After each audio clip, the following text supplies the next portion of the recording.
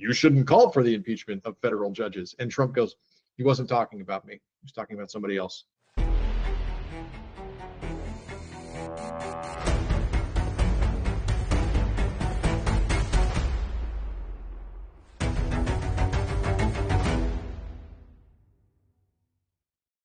Hey everyone, and welcome to another episode of the Blue Sedition podcast. I'm one half of the Blue Sedition podcast, Nate Brady, and my other half, my better half, I'm the other half, Mike Smith. What's going on, Mike? How's it going? We're doing all right. I'm tired actually, but we're doing all right. Yeah, we're a day late on the pod. I think Mike and I are both exhausted from like regular work stuff, but also, you know, if you follow our Blue Sky account, we're also exhausted from the goddamn news, which I think most of you are. We're probably we should probably talk to somebody. We should get somebody on the pod who can help us work through this, because I got to tell you, I'm feeling like, I'm not saying I would, but I'm feeling like throwing Molotov cocktails at a Tesla dealership. Like, I'm just saying, I wouldn't do that. Hypothetically. I would not do that, because I hear that it's domestic terrorism. Or condone it. I wouldn't condone it. But the feeling it's experiencing, it's Tesla burning down ideation. I don't know, whatever you want to call it. Right. It's like being hungry. It's like you might not eat, but you kind of feel like you should. Yeah, you know, I wanted to talk about that later in the show, but let me just get it out of the way now. We have some more important stories, but you know, over the last couple of days, I guess, have Tesla dealerships been spontaneously combusting? Like, what's going on there? Yeah, I don't know. They've been catching fire, and that's basically all I'm seeing in the headlines. I think that they're probably from activists starting those fires, but I'm sure that Elon alleges that, but I haven't seen any news to that effect. I think one vandalismer. I think somebody got caught in Oregon, maybe. I haven't read that. And I don't know. I didn't read anything into it. It's not like they had a manifesto or anything. It's not like when you go into a school and you shoot up, you know, a bunch of 6-year-olds, and then you have like a Trump manifesto, and then that's just not domestic terrorism. But supposedly, Elon, Trump, and those weirdos, they want, you know, anytime a Tesla blows up, I guess this is going to be domestic terrorism now. Okay. I don't know. I mean, so there's two things here. So the one that just blew up, I don't know, a bunch of cars exploded at the Tesla dealership in Las Vegas overnight, 2 a.m., whatever. Right. I don't think there's any more information on that one. I don't think they have a suspect. The FBI immediately started investigating it as potential terrorism. Of course, this is the FBI now under Kash Patel. And I think there's three possible, in my mind, there's three possible scenarios that happened here. All right, Number one, there's some either opportunist or maybe some left-leaning vandalist that's like, hey, I'm going to take advantage of this and I'm going to stand up against fascism, and this is how I'm going to make my voice heard on it. Second option is this is just straight up insurance fraud. And you know, the dealership owner is going to be like, well, I might as well cash in on this. Only soon to realize that I don't think terrorism is covered in most insurance policies. So we'll see how that goes. And then the third option is that Teslas just blow up sometimes. I mean, isn't that? Yeah, we did have that. And I don't know. I'm less inclined to believe that last one. I do think it's funny to bring it up, but so just for context for people who are unaware, because I don't know if this is like widespread news about Tesla, but they have long believed in not having marketing teams. Like, they don't run adverts on, you know, the Super Bowl or whatever. Like, they don't have employees whose Right. jobs are to market Tesla vehicles. And secondary to that is they also don't use traditional car dealerships as their main preference of sale. They like direct to consumer sale. And in a lot of, for those two reasons specifically, there aren't a lot of Tesla dealers. There just simply aren't. You can find a Kia dealer, a Toyota dealer, on every corner of an office park, but Tesla dealerships are sort of few and far between. Oh, we've put up a picture of Well, the I'm just saying, billboard. this isn't, you said Tesla doesn't have advertisers. Is this not an official Tesla ad? This is not an Oh, official okay. Tesla ad. All right. For the Uh, listeners at home, it says buying a Tesla, you may be in for a Nazi surprise, and it's a wide angle shot of Elon giving the Nazi salute, the sick but Heil there. Well, a fellow runs past it.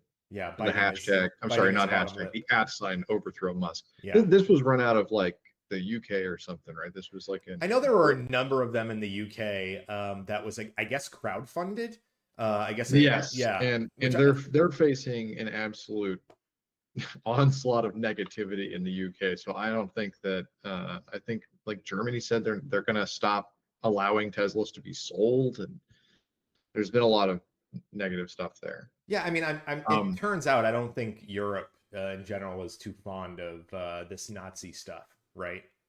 they remember it better than we do. Yeah. Um, I want to add to your list, though. I want to Okay. say that, and I know I got to warn everybody. This is me, tinfoil hat donned. But is there a scenario in which Elon is trying to garner support by running a sort of false flag operation here? He's not going for the insurance money. He's trying to start a culture war. No, so I don't. Yeah, that's a good question. I kind of brought this up the other day because I don't think he has to. I mean, I think he is, because every time something like this happens, the Right, first thing right, he does, look at his Twitter account, man. I mean, the first thing he does is call everybody on the left violent terrorists, and then every right. reply underneath it, if these are real people still on that platform, every reply Question. underneath it is every Democrat is evil. We need to get rid of Democrats. We need to get rid of these people. I mean, they're inciting this. So it may very well be somebody on the left that is going after these people, Sure. but or going after these dealerships. But it's not everybody on the left, right? It's one person. Right. Um, so yeah, oh, my headphones just died. Fantastic. So I'm gonna switch headphones while we continue Okay. here. Um, Put on the bulky stuff today. the thing that I think is interesting about this whole thing, obviously, is that the tone deafness with which Elon approaches this matter. I think I saw a tweet. It was either this morning or late last night, where Elon expressed shock to the even notion that he is, disliked like at all. It was something like he had sort of an incredulity, like I don't believe that anybody dislikes me. I've never made an enemy. And people on the left are going like, well, what are you talking about? It's hard to believe, right? Like I watched a clip of him on Fox News where it was, yeah, basically that. But Oh, he was it? Yeah, you're right. Fox News. Yeah, yeah, yeah, yeah. yeah, it was on Fox. I think he was on Hannity. And yeah, I mean, I don't believe that he's that oh, what's the word? Aloof. Like I think he understands that he's pretty widely disliked now. And I think he realizes that the only people that like him are the people on the right. And he's gone from, when I wanted to buy Twitter, I wanted to make it free and open and whatever, and free speech, whatever. And I want to make it politically not ambiguous, but politically indifferent. And then he just fully leaned in to Yeah. the Immediately embraced the fascists side of the right wing. yeah, yeah.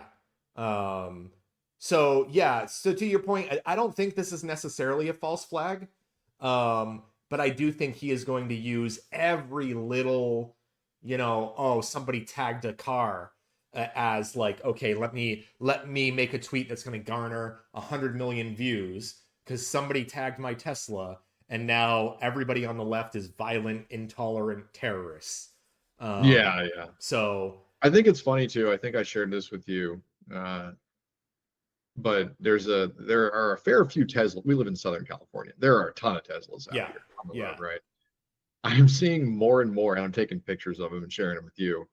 Pictures of these people who own the Teslas who pepper the back of their Teslas with stickers that are like, "I bought this before you went crazy," or Right. like, Tesla owners against Elon, and all sorts of things like that. It's really interesting to me to see, um, just like what's going on with that. Here's a funny story, and this happened yesterday, day before. There's a small like bodega grocery like in town that's like in the residential side of town, that I'll stop by every now and again. And there's always a Cybertruck parked in their little parking lot in the back. And I was like, who owns this thing? Like, is it Yeah. the owner of this bodega that owns this thing? I finally found out it's one of the like teller guys. Just a guy who rings up groceries basically, and he's Oh, worked not there Penn and for a few Teller. years. Okay, all right. I got confused No, for a like second. sorry, like, the guy who runs who's just running the day-to-day Yeah, operations. sure. And he's a young guy, like he's not even in. I don't think he's in his 30s yet. I think he's 28 or 9. And I was at the checkout, and I'm asking him because I figured it out. And he's like, yeah, I put in the deposit for that, way back when. And he goes, and then they rolled it up one day and delivered it to me. And I wasn't like, I didn't know they were going to do this because they're so out of sorts. And they refused to take it back. And now they're just like, he basically has to pay them. And he doesn't have enough money to like have a lawsuit where he can't not pay and get out of Holy this. cow. Yeah, he's he's really mad about it too. I mean, I've been trying to basically give mine away. I mean, I just want to get out of the loan, and I don't have a lot left Right, on the loan because I right. bought it, way A while before, ago. But you and were the same deal where you had, way back before anybody had an inkling that Elon was you know, what he is. You put down a deposit the same way to hold a space in line, basically, and yeah, then you and got it took them. took them like 3 years or I something. mean, I it took thought. them a very, very long time. And I Mhm. still got it before, I want to say before Elon even purchased Twitter. Twitter, yeah, you did, I think, Yeah. So because I remember talking about that. Yeah, and then and then all that happened. But so I it's mostly paid off, and I still can't, I don't think I can even get trade-in value to like, I can't give it to a dealership and be like, take over the loan and take the car. Like they won't even right. Because I don't think that dealers can resell them. Like, I don't think maybe they can. I think they I can. should look into that, but I think that there was their original, not originally, at some point on Tesla's arc, there was some, maybe it was just a boycott of the National uh, Car Dealers Association where they refused to resell them. Maybe that Well, was what I was thinking. actually, we can talk about that really quick as well. So the National Car Dealership Association, in conjunction with the Vancouver Auto Show, have uninvited Tesla to their biggest show in Vancouver, and basically they put out a statement saying, actually, we gave Tesla several opportunities to withdraw themselves before we had to officially uninvite them. And then their statement basically said, not for any of the reasons that we would like them to say, but they said for the safety of our show Sure. goers or whatever. Um, Yeah. but I mean, I think the real message is, we don't want to support what's going on Maybe, here. but even if that's not the message, an easier message to stomach is one of, well, we don't need protesters at this completely apolitical car rally thing that we're Which holding. means protesting is working. That's what it means. Yeah, and it's always Um, been. This is why the right always calls protesters terrorists, right, because protests always work. right. They always shine light on the things in the dark, and it just makes everything eventually come to the light. So And, it's and and the most common response to this is you'll get a picture of Nancy Pelosi and Kamala Harris and whoever else in front of fires that happened during the the summer protests for George Floyd, right? Yeah, the BLM, Black Lives Yeah, Matter. and so the common response is like, oh, so you support this? And it's a no. That's not the peaceful protesting that we. All Do I right, support? settle down. We're on. Do I support what? Well, Marching and right, protesting peacefully? I right. definitely support that. That I And do support. I The do I support people who are in dire straits earning some property that belongs to mega corporations that don't give a shit about that property? No, you don't. I You really don't. don't. You can't make me cry over that. I'm Okay. not going to do it. I agree. You can't make me cry over it. That's not the message that we're putting out there, though. The message is that protesting works, No, and you but can but, see. but I mean, yeah, like you said at the beginning of the episode here, I'm thinking back to the Black Lives Matter protests, and I mean, if you're going to call them violent protests, perhaps, uh, we're in the middle of lockdown. We're stuck indoors. We're watching these things, happen live across the country, and they're like, "Oh, they burned down the Citibank. It's terrorism." And I'm like, my dude, your jackbooted cops just murdered a man. yeah, Which one of these is terrorism? yeah, Nobody died in that bank. yeah. And then during a lot of those peaceful protests, people were injured by police. I mean, we remember we Mm-hmm. saw that old man that was shoved to the ground and cracked his head Yeah, open in front cracked of his a. head open. Yeah, I mean, and that was happening all over the country. So there were a couple of fires here and there, but that's what happens when you're met with the type of force that the Yeah. government. And And then you again, see. I see a parallel between that and what we always talk about when we're talking about like elections and the Democratic Party, where they're held to a different standard than their opposition. Yes, Right? Because like yes, marchers are like they're violent, and yeah. even when they're peaceful, they're violent, they're terrorists. They're like cops Well, look shot him at in the face Mahmoud with rubber Khalil, bullets, right? I blinded a mean, kid. yeah, How is that not terrorism? He was yeah, just sitting there. We have it on video, people sitting in a circle chanting while the cops pepper spray them in the face. How is that right, not terrorism? right, Like they're doing nothing wrong. yeah. So I don't want to hear about it. I don't care if you burn down a bank. But then I want to say that the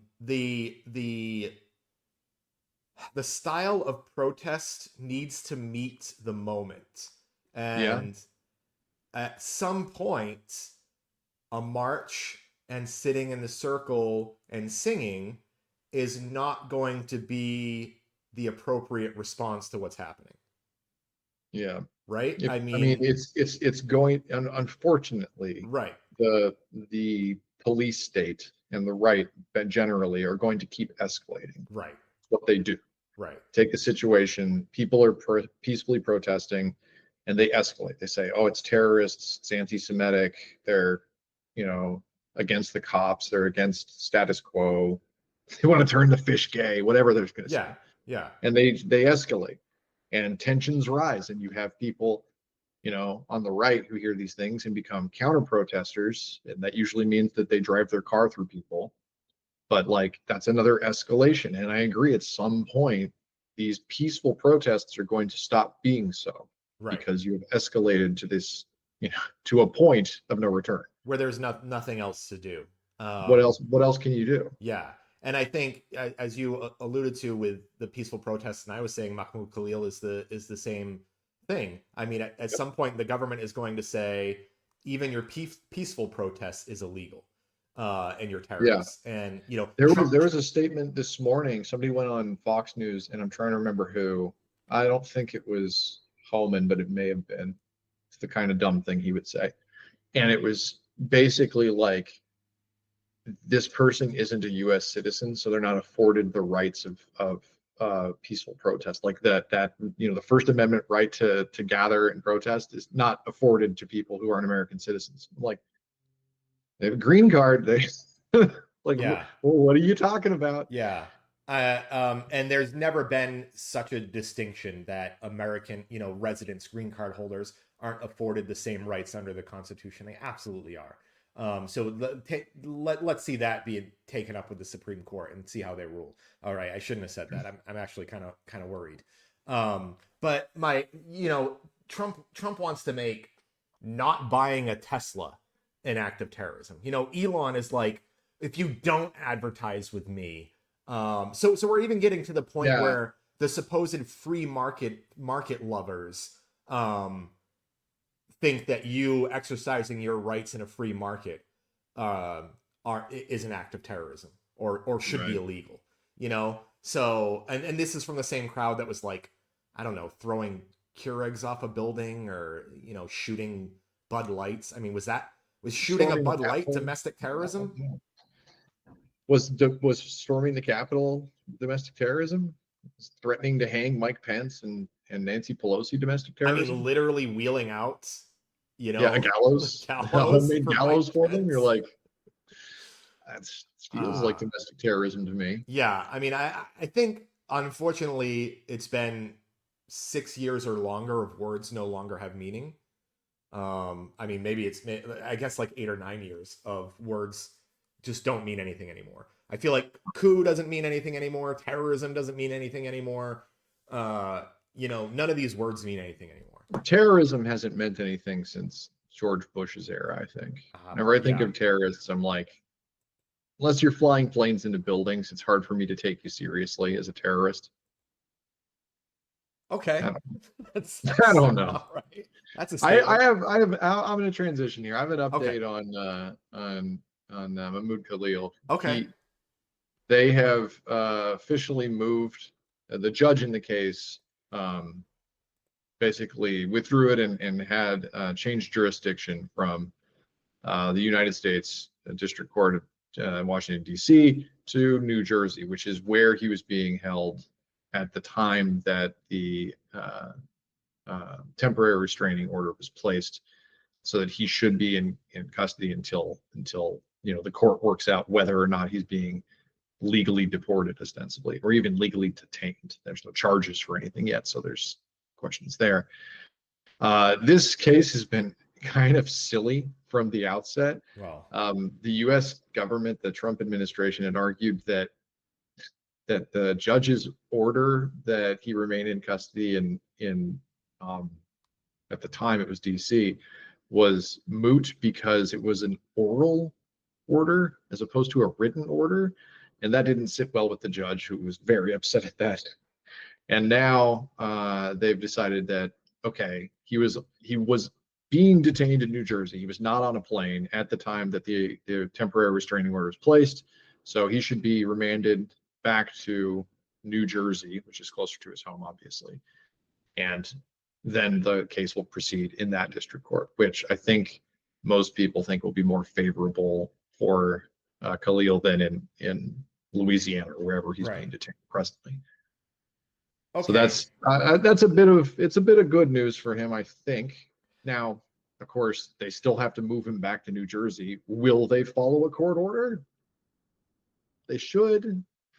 I did notice that he at least got to speak on his own behalf for the first time. Yeah, he was given, I think, pen and paper, and he was allowed to write a statement and deliver that to an intermediary who would get it to his lawyer, and then that was released publicly 2 or 3 days ago. It's hard to tell at this point. Yeah. And he was, I mean, you know, in keeping with his persona of, you know, civil duty, he's calling out on the conditions that detainees in his current position are undergoing. He's saying these people are being treated horribly and they need support, and he's less, you know, championing his own lot in life and the conditions under which he's being held, but he's saying like everybody else is being held terribly. Right. Yeah, we have some I wanted to read a piece of that from his letter. I was trying to find the letter in full, but I think I have no, I guess it's not here. But yeah, exactly to your point. He was saying, I'm watching the quiet injustices that are happening, you know, around me to many people. I'm honestly surprised that letter was even allowed out Yeah. of the facility. Yeah, his the opening message basically says that he was targeted for advocating for Palestinian causes. Um, like I have a link from NBC that I can share with you. You can get it Well, up there. I've got up the full letter Okay. now. Oh, good. Yeah. Great. I can't find exactly where It's it 5 was. pages. Oh, that's why. Oh, that's why. He continued it on the next page. Yeah.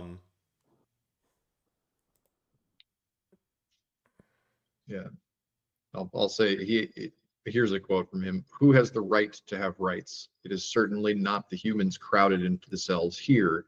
It is into the Senegalese man I met who had been deprived of his liberty over a year, his legal situation in limbo, and his family an ocean away. Man.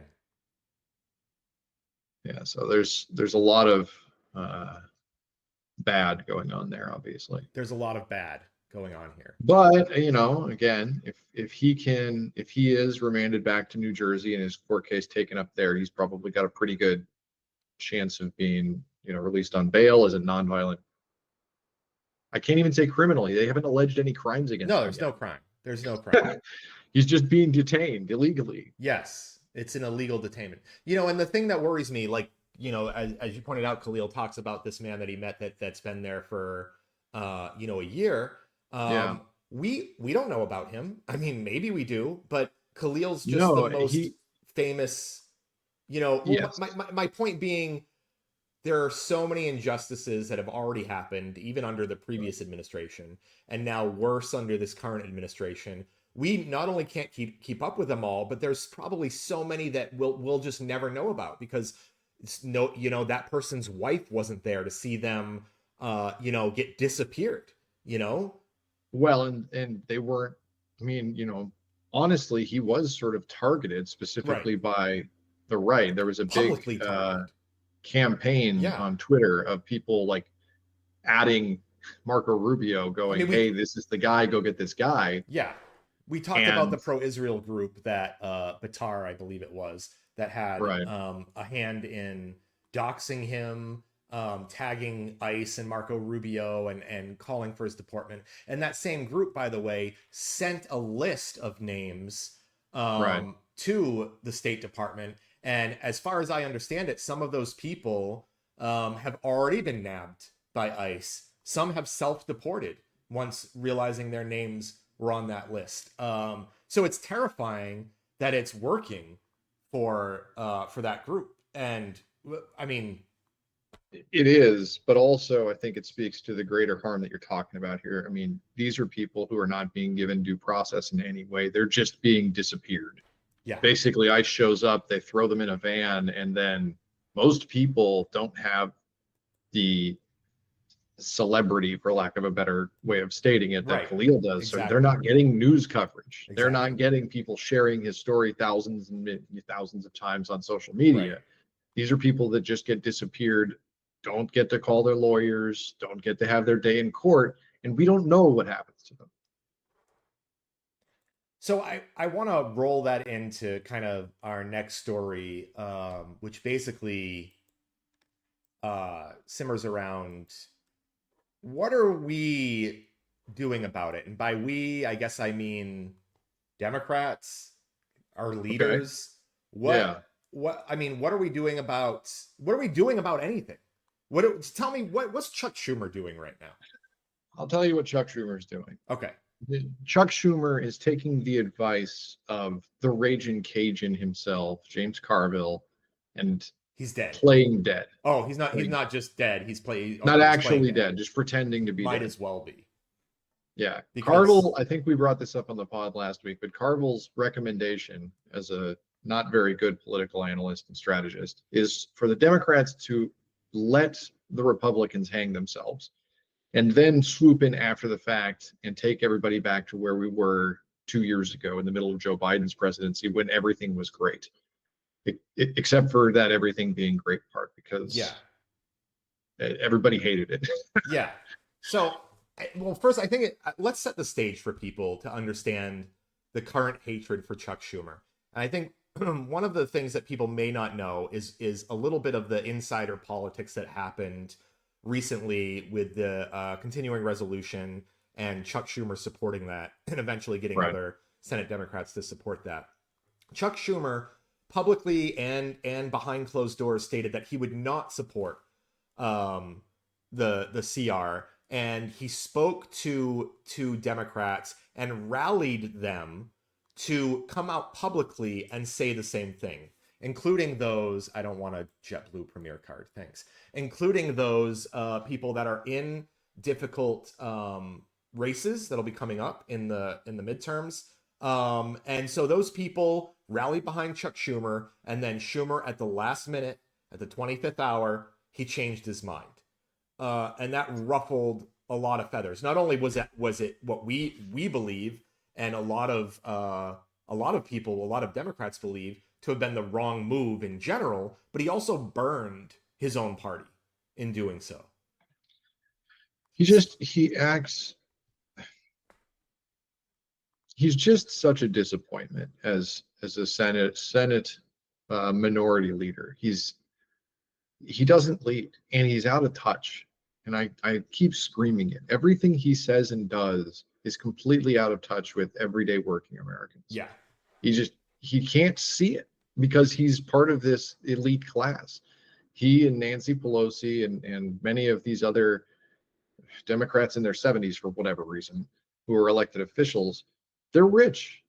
They're extremely rich, and they don't deal with the same problems the American people do. And they're like, oh well, the American people will do like I say because I know the best. I'm the best. I know. Well, and they never ever do. They're always wrong. Well, it's not that they're wrong. I mean, at some point we have to realize they're not wrong all the time. They're just protecting themselves. So Chuck Schumer, for instance, has 60 some odd $1 million in real estate holdings among, you know, a wealth of other whatever that he has. He's going into this with President Trump calling him, you know, a Palestinian, not a Jew anymore. Yeah.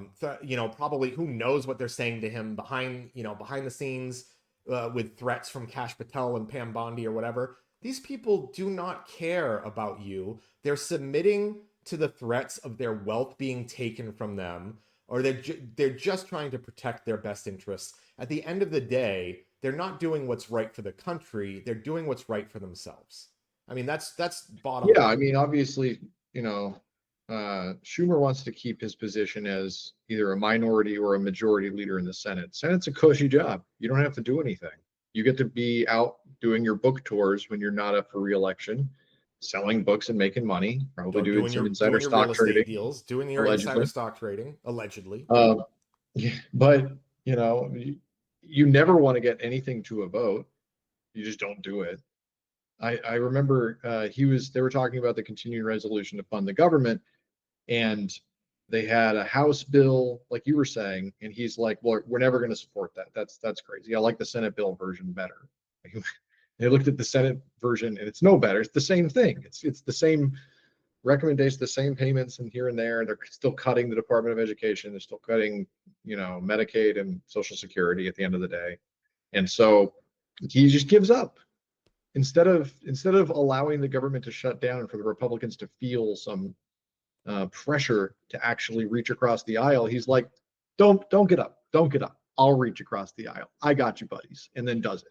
And then they still talk. And then shame on you for wanting me to do more. Literally nothing we could do after refusing to do the thing that he could literally do.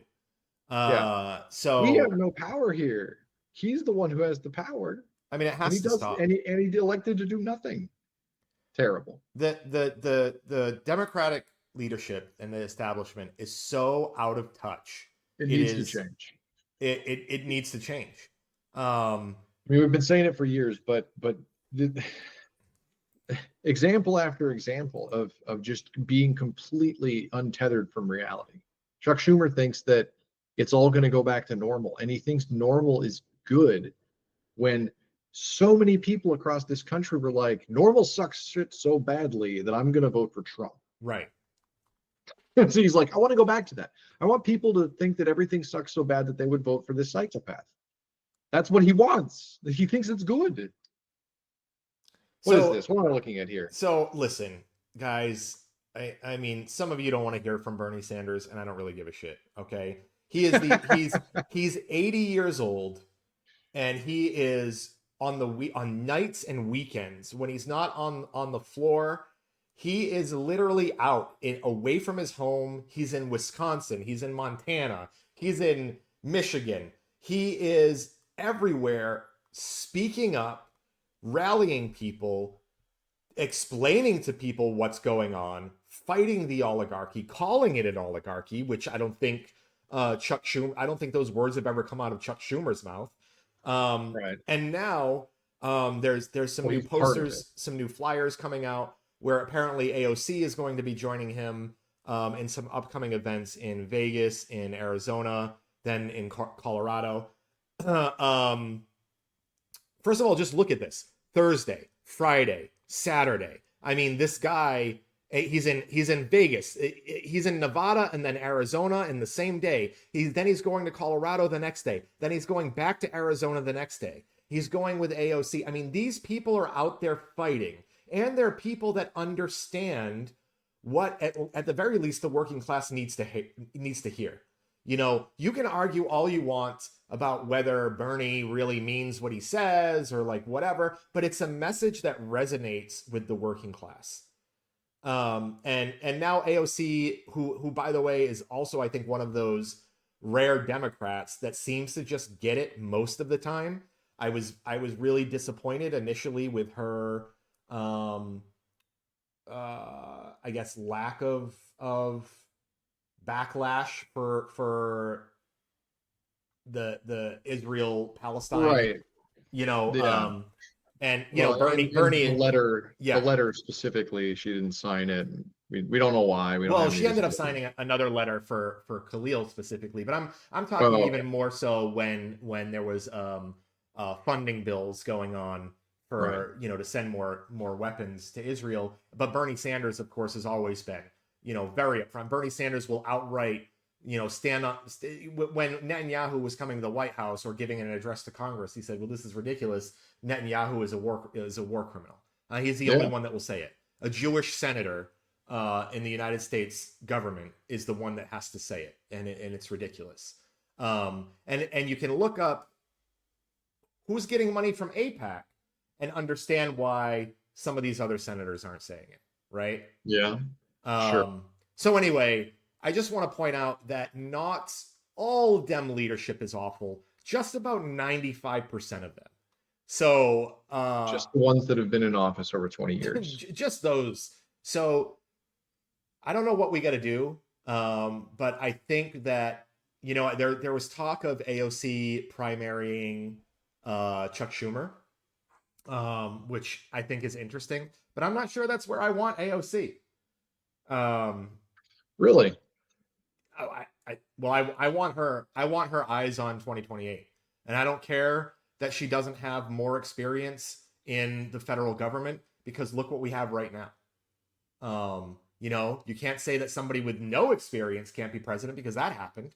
A guy who was firing people on a reality TV show only a couple years before became president. Right. So I'm not worried about that. That's just a talking point from people that don't want to see her in an establishment role. So yeah, I'll point out that she would be basically the youngest presidential candidate in like the last 40 years. I mean, but maybe we need some of that. Maybe we actually need somebody who's closer to everyday Americans and their lives. We obviously have this problem with 80-year-olds telling us what's best for us and being wrong constantly. yeah, So and I don't think it's.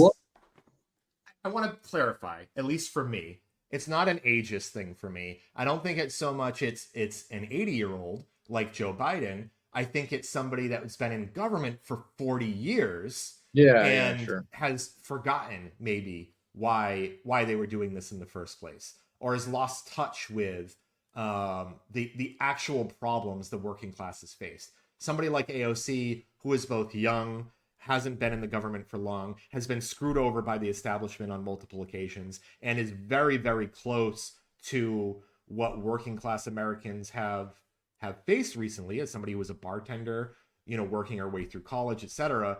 I think that person understands how these people want to be treated and talked to, you know? Yeah. Well, I mean, it goes a long way, I think, I would imagine, with voters because of that relatability, right? You know, she's worked jobs that that these other people would consider beneath their station, right? Chuck Schumer's never worked in a bar. Right. He's never waited tables. Right. He's never changed oil or anything like that. Chuck Schumer went to fancy colleges and got a probably law degree and then decided to go into politics. Well, wait a minute. He did share a flat, I think, in DC when he first got into politics. So there was that. Calls them flats. Oh, come on. Okay, so yeah, Chuck Schumer bad. We need to do better. Do better. We need better. We need dem leadership. It's the poking them with the stick meme. Wake up, do something. Hey, do something. Why is it taking this 80-year-old man, you know, this one senator that's touring the country? Why is he the guy? Why does it have to be him? By the way, where's Kamala? Where's Hillary Clinton? Where's, you know, Gavin Newsom doing a podcast with Nazis? Where are the people who are we are supposedly the leaders? Now I'm even doing Bernie hand quotes. We're supposedly the leaders of the Democratic Party. You know, where are they? Yeah, I don't know. I'm sort of thankful that I don't know where Hillary or Harris are. I don't care. I'd kind of like them to just step away from public life for a while because I didn't like either of them as candidates. But yeah, I mean, like, why don't we see more of these town hall style events or these rallies where Bernie's talking and trying to you know get energized the electorate? Why don't we see more of that across the board? Yeah. Why isn't, like, I don't know who, but like, why isn't Chuck Schumer doing that? He's doing a book signing deal at the moment, but like, why isn't he out there taking answers from everyday people? Well, first of all, have you seen Chuck Schumer try and rally? Or no. Oh my God. It the other thing though, he's in a locked seat in an established political party of the Democrats, right? So he's in the most locked seat of them all. He's in, you know, New York's oldest running Jewish left Senate representative, not representative, senator. Yeah.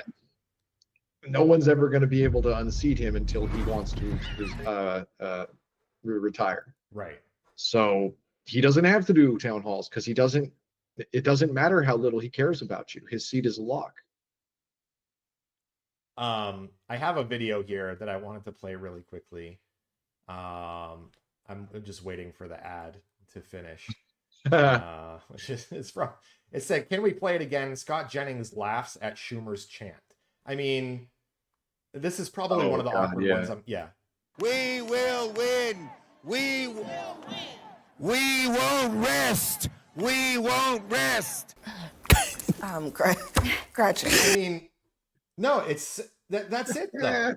I mean, that's exactly it. And I saw another one where he was trying to do the same thing. It was like, and we will, and then it doesn't resonate with anyone. It's so cringe. It's, you know, Do you even know what that rally was about? I don't know. I don't even know. But what are they going to win? It was a month ago. What were they winning? Yeah, I don't know, because it was after the election, right? So I mean, maybe he's talking about the midterms, but like, I doubt it. I don't know. Maybe what he's saying is because he said this too, where he's saying like there's a lot of lawsuits out there right now because the Trump admin is doing things that we all believe are illegal, and so maybe he's saying we'll win those court cases and they'll have to obey the law. It's a big if, but. Yeah, I mean, and you see like the next video it wants to play is people yelling at you're not fighting. Yeah, you're not fighting. And it's true. Okay, we got to move on to our next story here. Something that is getting a lot of traction on our Blue Sky. Also, Democracy Docket. If you guys aren't following on Blue Sky, highly recommend. Chief Justice Roberts rejects Trump's call for judicial impeachment. Huh? Wait, can you? A very funny one, I think. I mean, so this relates back to the Khalil lawsuit that's currently ongoing. Right. And the judge ordered them to, remand him back to where he belongs. And the Trump admin is up in arms about how this unconstitutional judge is ruling from the judicial branch over the executive or some nonsense. Yeah. And then Trump goes on Truth Social at like 3 a.m. or something, and he's like, we have to impeach that judge. And just such a stupid and unserious party. But yeah, then Chief Justice here, comes out and says, no, actually, you shouldn't impeach judges just because you don't like the way that they've judged. He says, we have the appellate courts for that. That's the process you should be talking about and taking. And we have 200 years of this working this way. You shouldn't be calling for this. It's not good. Interesting. So and then Trump gets on Fox News and they bring that up, and his response was, he wasn't talking about me. He was talking about something else. Oh, I didn't know that. You didn't see that? Oh my God, it was great. It may have been part of that Hannity interview, but yeah, he brought up the fact that Chief Justice Roberts had said this, and it appeared to be because he didn't he didn't say Trump by name, but he seemed to be in response to the most recent big ticket item of Trump calling for the impeachment of a federal judge and saying, you shouldn't call for the impeachment of federal judges. And Trump goes, he wasn't talking about me. He was talking about somebody else. I mean, yeah, Robert's statement came hours after Trump called for impeaching Judge James Boasberg over the weekend, who blocked the administration from using the Alien Enemies Act. This isn't Khalil. Sorry, no, this is the one where they're trying to deport although Venezuelan gang members to where? Was it El Salvador? Where are El they going? Salvador? To work in slave labor camps? Yeah, exactly. They're trying to sell slaves. It's easy to get confused because so far every judge that has ruled against the Trump administration, either Trump has directly called them out or Elon Musk has directly called them out and said, this is a radical activist judge who needs to be impeached now. And by the way, just a quick aside, Elon Musk just did this today. He's trending on his own stupid site, which he often is, but for the wrong reason. And there's already a community note up on it because Musk called for, he said, all we need is 60 senators to impeach this radical, terrorist activist judge or whatever it was. He's wrong. He's either bad at math or doesn't understand civics. The impeachment happens in the House and then is confirmed by the Senate, in which the Senate needs 2/3 of the Senate, which by my math is 67, not 60. So he's either bad at math or bad at civics. Both of those are bad for somebody who basically has more power than the vice president of the United States at the moment. I'll point out some breaking news too. This is related to the Khalil case, but it's the same thing. It says Pam Bondi went on Fox News 20 minutes ago or thereabouts. And said that a judge has no right to ask the Trump administration questions about their no due process rendition flights. So basically saying judges can't say you're not giving people due process and proving they're not American citizens before you deport them. And her response was, we don't have to. And he's like, I'm a fucking judge. Do what I tell you. I'm ordering you to do this. Yeah. Well, let's hear. So also, it's going to be an all-out battle. I can't with these people. Let's hear also from Jim Jordan, who apparently just had something to say on CNN. I'm sure he has. I want to hear. It's not talking. I want to hear it. Done that you believe is an impeachable offense under the constitutional description of high crimes and misdemeanors. All I'm saying is if you're acting in a political fashion and not just, following the law, ruling on the law, and I would argue that, frankly, just his ruling in and of itself, remember, the Constitution is pretty clear. Article 2, Section 1, very first sentence says, power in the executive branch shall be vested in a president of the United States. The president has the authority here. Second, he followed the statute. Isn't there a major body of law that shows that he would probably be likely to win? Predatory incursion, and that he followed the statute. And then third, the president told the country he was going to do this. It's not like it's a surprise to anyone. He gave it up. Oh, these clowns, these absolute clowns. They're saying it for months. So first of all, just because the president tells the country that he's going to do something doesn't mean it's a legal thing to do. Whether people voted for it or not still doesn't make it a legal thing to do. So his 3 points he just listed was one, power vested in the executive branch. You're correct. The president has the power of the executive branch. However, there is an additional branch of government, the judicial branch, that we use to put checks and balances on the executive branch. What is he? That was a word salad. There was nothing there. It was a word salad. There was nothing there. The thing I want to say is, and I've been saying they were going to do this for a while now, but they are trying to frame this in a way using the Alien Enemies Act to make it so that they have case law that is in effect. Like it or not, that's law of the land. Mm-hmm. And as the executive branch, it's their duty to execute on that law. And that includes deporting people from this country.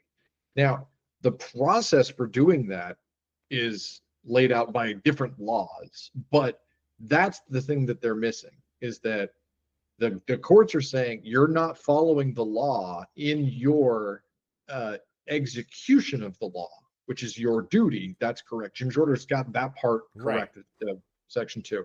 But they're like, you can't just throw people in vans and deport them. There's a process that is in law that you have to follow. And if you're not following it, I can order you to stop because I'm the judicial branch and that's well within my purview. Right.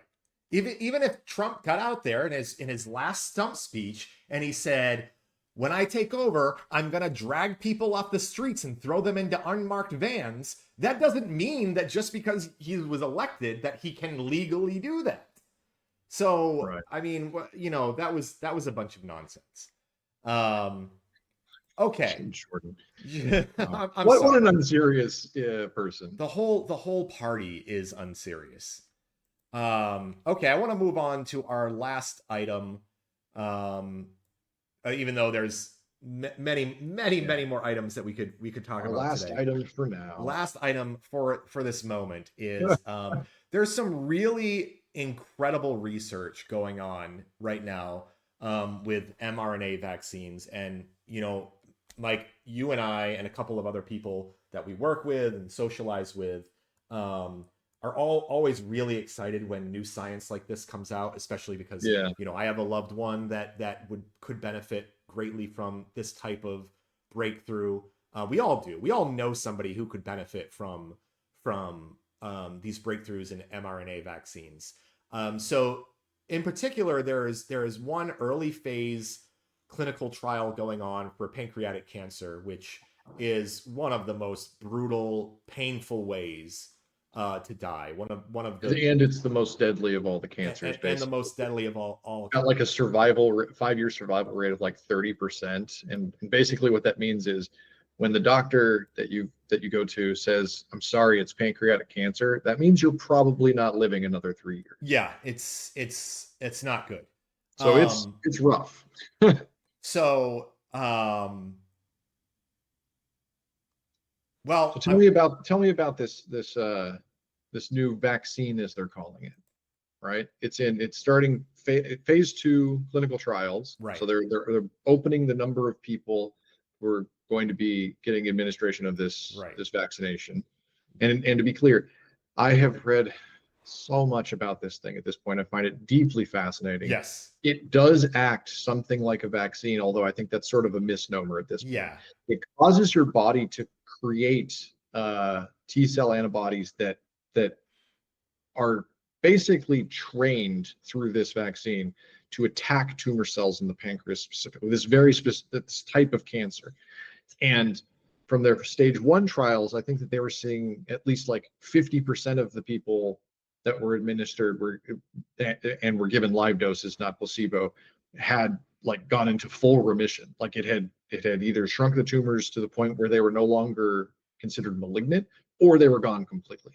And it was like over half or something. So even if this has like a decent chance, but not a full chance, it's still amazing technology that's going to save the lives and suffering of so many people. I mean, if either of us had pancreatic cancer, there's no doubt in my mind we wouldn't be on the doorstep of these clinical studies being like, let me in. I'll do anything to be a part of this. Right? You'd be selling the house for this. Right. You know, it's honestly miracle drug level stuff here. Right. And I think that for a lot of that, I mean, we've talked about it on the pod before, but I think mRNA vaccine techniques like that history of that, and the potential for that to just be so life-changing in so many ways moving forward is huge. Yeah. I love that. And also with technologies that we're seeing coming out, like with CRISPR, and with just DNA editing generally, like these techniques that sound like science fiction from when I was a kid actually exist today, and we're seeing positive results like this. And it's just, it's so promising. I think it's so exciting for me. I know for you too. Yeah. So, you know, what's the reason why we're talking about this right now? Well, I think you might have already guessed, because we need to have some optimism at the end of the show. No, that's unfortunately not why. I mean, obviously, mRNA vaccines played a huge role during the pandemic that we all remember going through. And of course, vaccine skepticism for the right, I think it nearly like tripled, quadrupled.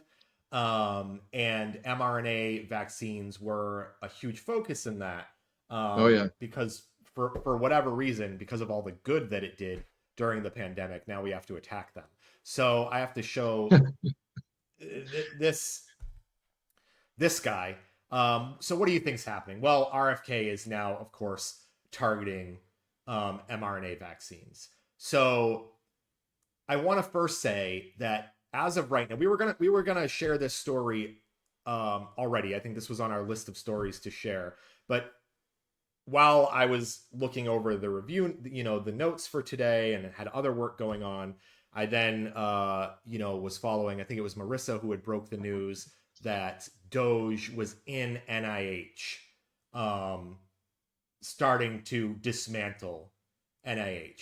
Now, if you dismantle, meaning like cut funding or employees? Well, I don't know, because what they did to you know, the Peace administration is they literally went in and tore signs off the wall, unplugged computers, carried things out of the building. Yeah, we'll follow up on that one probably next week. That's a very interesting story, and it's actually the first instance where, for anybody who's not super following along here, it's an independent agency. That doesn't actually answer to a branch of government, but receives funding from it, sort of like the DOJ, but not as important. It's still acting independent is a big part of that whole thing. And so Doge came to their front door and demanded to see something, and they were turned away because they're like, we're an independent agency, we don't have to let you in.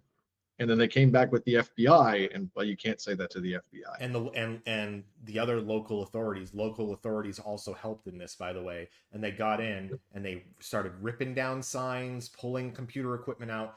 Mind blowing that they can even do that. I'm sure there will be. There's a lawsuit now filed because this is an independent agency and they shouldn't have to be subjected to this type of illegal search and seizure. I think it's a slam dunk case, but it'll be interesting to see because, you know, you need to rein this in early.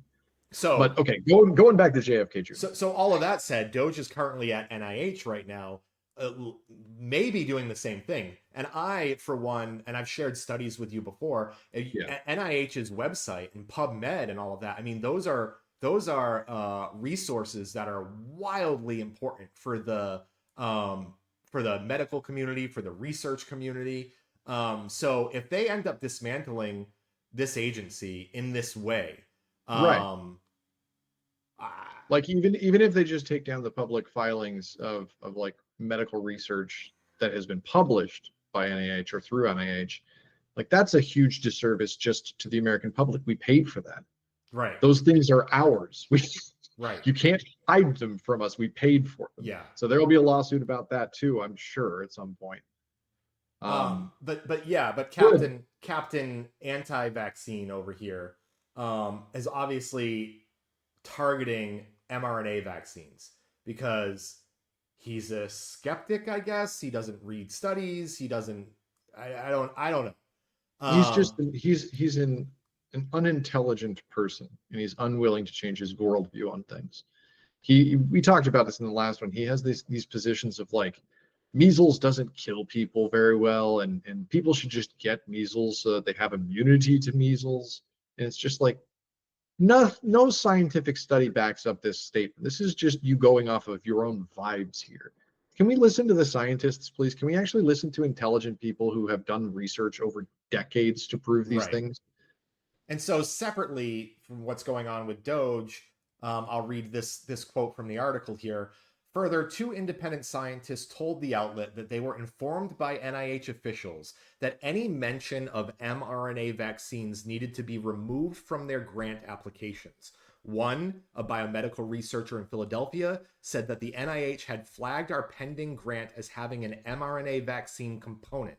The other, a researcher in New York who works on vaccines but not mRNA vaccines, was told that background mentions of mRNA vaccine efficacy in their previous grant applications needed to be removed from future applications. I mean, they want to just disappear ideas. They want to I mean, this is just insane. This is literally insane. I don't know if it's insane or if it's insidious. It's insane and insidious. It's both. I'm putting my tinfoil hat back on here, but I think that the people who stand to gain from something like this are pharmaceutical industries. We talked about this in the past. Pharmaceutical industries would absolutely love it if we could keep you alive with pancreatic cancer for years and years with drugs. They would love that. The fact that you might be able to get a shot, from this pancreatic cancer vaccine and it cures or prevents you from getting that disease, that cuts into their bottom line. Okay.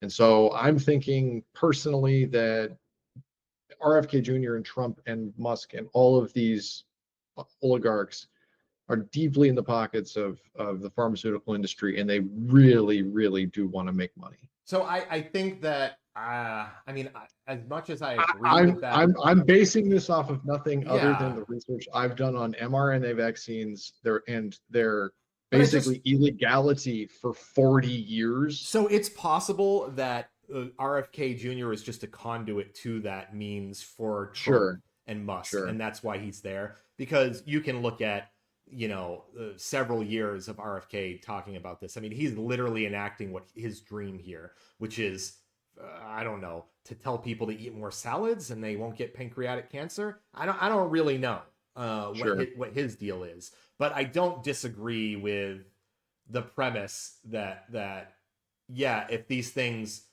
if we can't cure cancer immediately with a shot, then that's profitable for insurance companies and pharmaceutical companies. So oof, I guess I have to say, oof. Yeah. I think that there's going to at least be enough public outcry that we can probably keep mRNA vaccine.